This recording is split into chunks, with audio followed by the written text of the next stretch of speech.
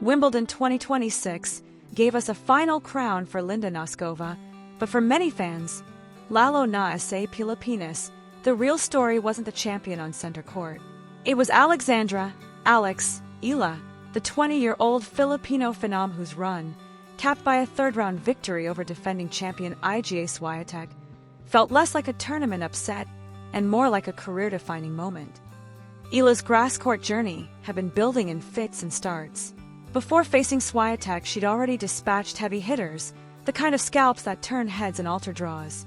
Wins over Elena Rybakina and Alina Svitolina weren't just box-checking results. They signaled that Eala's game, honed on hard courts and juniors, had adapted to grass with surprising speed. She moved into the Swiatek match with momentum, belief, and a clear plan. Used depth, disguise, and aggressive court positioning to disrupt Swiatek's rhythm.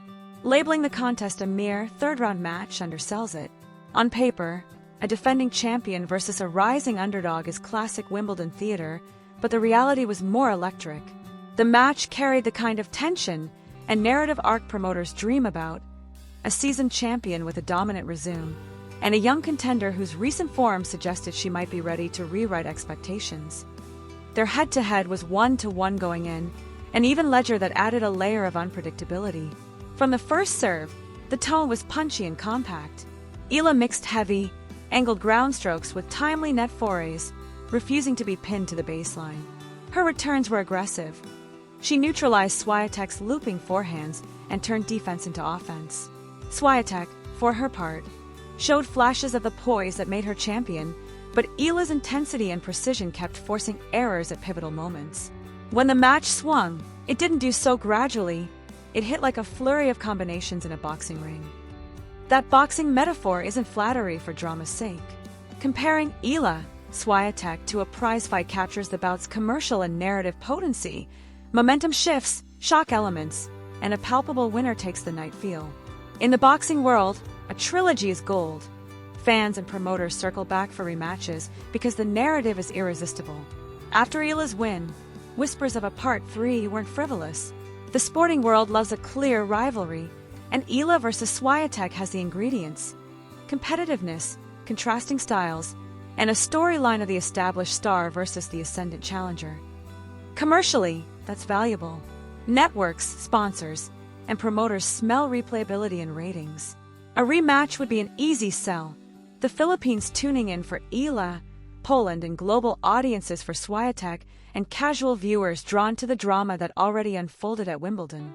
It's the sort of match that can lift a player's marketability as much as their ranking points. Notably, the match's emotional footprint stretched beyond the court. Filipino fans erupted across social media, celebrating what felt like a national milestone. For a sport that rarely sees Filipino players advance this deep at tennis's biggest stages, Eala's performance was validation, a narrative of potential and representation. That cultural resonance is part of why some observers felt the final between Noskova and Karolina Muchova, while technically the tournament's climax, lacked the same visceral appeal. Finals are supposed to be the apex, but when earlier rounds produce headline-grabbing, roller-coaster encounters, a tidy, methodical final can feel anticlimactic. This isn't to downplay Noskova's achievement. Winning Wimbledon is the pinnacle. Noskova's title is a major career milestone and deserves full recognition. But tennis history is littered with memorable upsets and epic clashes that occurred well before the trophy ceremony, matches that lodge in fans' memories more than some finals. Think of earlier rounds where styles collided and storylines exploded. Those are often the contests that get replayed, debated, and mythologized.